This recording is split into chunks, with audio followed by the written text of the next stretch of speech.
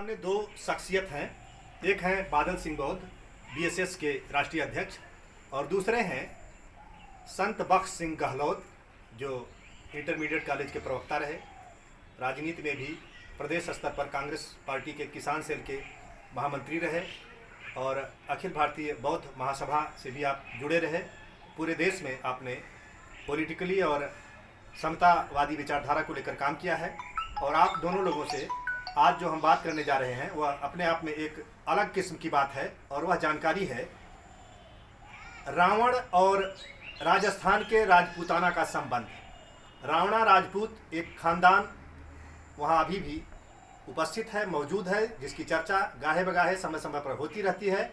और आप बादल सिंह बौद्ध जी ने अपनी पुस्तक श्रमण संस्कृति में इस विषय पर प्रकाश डाला है, जानकारी दिया है कि रावण मूलतः राजस्थान से संबंधित हैं, और इस पर आपका अपना मत है और आपने उसको रखा है, आपकी पुस्तक में है। और संत बख्श सिंह गहलोत जी के भी मुँह से मैं यह बात कई बार सुन चुका हूँ कि रावण मूलतः राजस्थान के निवासी रहे हैं। इस पर मैं पहले बादल सिंह बौद्ध जी से पहले संत बख्श सिंह जी से जानना चाहूँगा कि इस बारे में रावण का राजस्थान से संबंध और रावणा राजपूतों के बारे में क्या आप कहना चाहेंगे? मैं इसके बारे में बहुत डिटेल में तो नहीं जानता, लेकिन एक राजस्थान के मेरे मित्रों ने बताया था कि रावण का संबंध नहीं है। यहाँ रावण जात के क्षत्रिय भी पाए जाते हैं, लेकिन उस समय में उस उत्साह से नहीं लिया। इस कान से सुना, उस कान से निकाल दिया। लेकिन जब सहारनपुर के बादल बौद्ध मेरे यहाँ आए और बताए, तो मैंने उनसे कहा कि तो तुम्हारे यहाँ का तो एक रावण भी है, हैं? वह मुझे इनडायरेक्ट परिचित है। तब इन्होंने अपना बताया, मुझे बड़ी खुशी हुई कि ये रावण के बारे में रिसर्च किए हैं। अब मेरी उत्सुकता बढ़ी। अब इन्होंने कुछ किताब उस पर लिखा है, ये मुझको देंगे तो मैं डिटेल में इसके बारे में लोगों को बताता रहूँगा। धन्यवाद। अब मैं बादल सिंह बौद्ध जी से चाहूँगा कि इस संदर्भ में अपनी राय, अपनी जानकारी हमें दें। ठीक है। आप जहाँ तक बात रावण से जुड़ी है, रावण के बारे में मैं आपको विस्तृत मैंने जा कर के ये बता देना चाहता हूँ कि जो राजस्थान का जो महाराणा परिवार है उसकी उत्पत्ति कहाँ से हुई। मैंने जो किताब लिखी है श्रमण स्मृति, उसके 3 पेज उस राणा परिवार को समर्पित है। और उस महाराणा प्रताप के जो पूर्वज थे या जिन्होंने वहाँ पर राणा वंश की नींव रखी, उनका नाम बप्पा रावल था, जो मूल रूप से गुजरात के ईडर नामक स्थान के रहने वाले थे। और वो गाय चराने का काम किया करते थे, जिनको उधर गुहिल या गहलोत भी बोला जाता है। और वो क्षेत्र राजस्थान से ही लगा हुआ था। और जब वो गाय चराते हुए वहाँ से और यहाँ तक आए, राजस्थान तक आए, तो राजस्थान में उस समय मान मोरी नाम के मीणा राजा का शासन था और उनकी शासन सत्ता थी। लेकिन उनके यहाँ पर कोई औलाद नहीं थी, वो निसंतान थे। तो उन्होंने अपने एक जो उनका भांजा था नरदत्त, उसको गोद ले रखा था।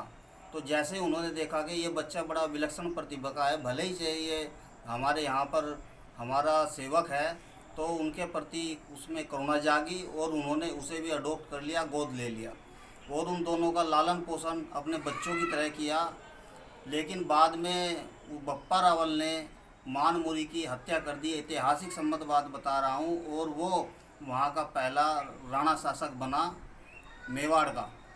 और जब उस नींव रख दी, लेकिन ब्राह्मणों ने उनको राजा स्वीकार नहीं किया और ब्राह्मणों ने अस्वीकार कर दिया कि तुम शूद्र हो, न कि तुम राजपूत हो, बिल्कुल सिरे से नकार दिया। तो वे परेशान हुए।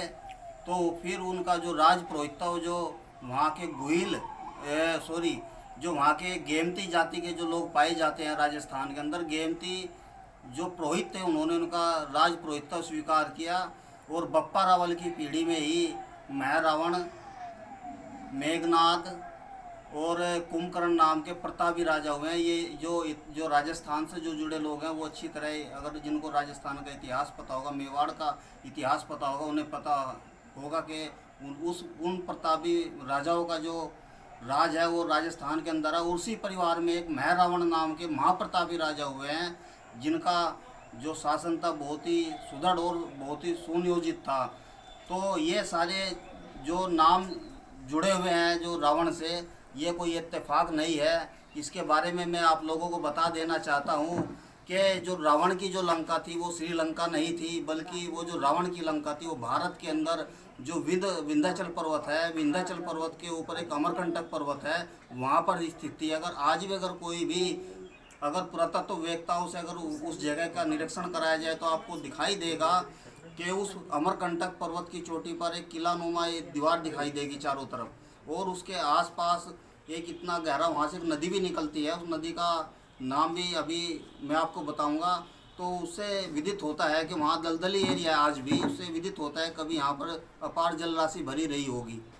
तो जो रावण के जो रावण मूल रूप से बौद्ध थे और भगवान बुद्ध के समकालीन थे, और भगवान बुद्ध से एक हमारा एक ग्रंथ है, उस ग्रंथ के अनुसार, बौद्धों के ग्रंथानुसार भगवान बुद्ध से 100 प्रश्नोत्तर करने के बाद जो रावण थे, रावण बौद्ध बने, लेकिन उनको बौद्ध बनने के बाद में उन्होंने बहुत धार्मिक कार्य किए, लेकिन उनकी छवि को धूमिल करने के लिए, उनको नीचा दिखाने के लिए इन लोगों ने एक काल्पनिक रामायण ग्रंथ की रचना करके उनका अस्तित्व खत्म करने का काम किया है।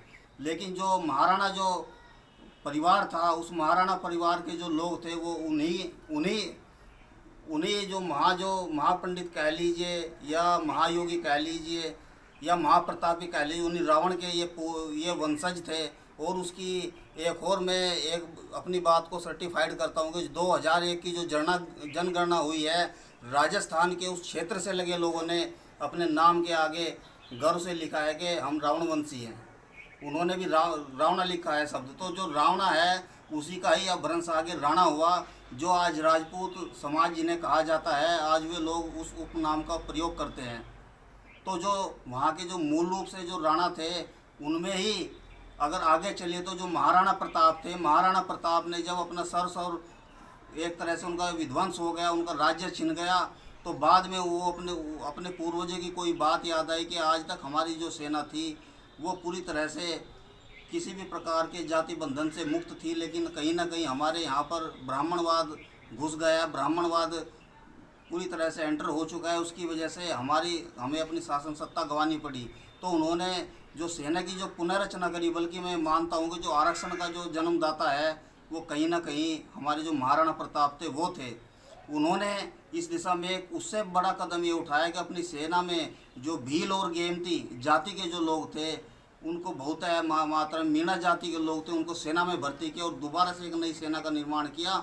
और दोबारा से ये इतिहास के पन्नों में दर्ज है कि महाराजा जो महाराणा प्रताप थे उन्होंने अपना खोया हुआ जो राज्य है वो प्राप्त किया। और राज्य प्राप्त करने के बाद मैं मानता हूँ कि शिवाजी राव गायकवाड़ ने भी वही काम किया, लेकिन उससे पूर्व जो महाराणा प्रताप थे उन्होंने जितने भी जो उनके उच्चस्थ पद थे उन सब में जो शूद्र वर्ग के लोग थे उनको समान प्रतिनिधित्व की बात सबसे पहले महाराणा प्रताप ने की। तो जो लोग ऐसा समाज में विद्वेष फैलाने का काम कर रहे हैं कि भाई ये जो क्षत्रिय हैं ये हमारे दुश्मन हैं, ये हमारे ये हैं, ये भी हमारे भूले भटके भाई हैं जो हमसे बिछड़ गए थे।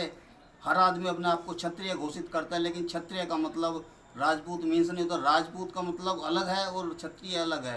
क्षत्रिय वही खत्तिया लोग हैं जो जिन्हें पाली में खत्तिया कहा गया है, जो खेती बाड़ी किया करते थे और वहाँ पर सुचारू रूप से शासनिक जो व्यवस्था किया करते थे, उनको ही आगे क्षत्रिय कहा गया। तो जो क्षत्रिय का जो असली जो राजधर्म कहा गया कि धर्म की रक्षा करना, तो धर्म तो आज ये धर्म की रक्षा नहीं, आज तो ब्राह्मणों ने अपनी रक्षा कराने के लिए बैठा थे, लेकिन वास्तव में जो क्षत्रिय जो वर्ग था उसका वास्तव में काम धर्म की रक्षा करना था, धर्म नहीं धर्म की रक्षा करना था। और भगवान बुद्ध के टाइम में ऐसा हुआ है। तो हम समाज से एक नया संदेश दे कि जो हमारा जो क्षत्रिय समाज है, चाहे वो जो विभिन्न जातियों में बटा हुआ है, हम उसको एक जगह लाए, उनको एक अच्छी दिशा दे, उनको एक अच्छी सोच दे।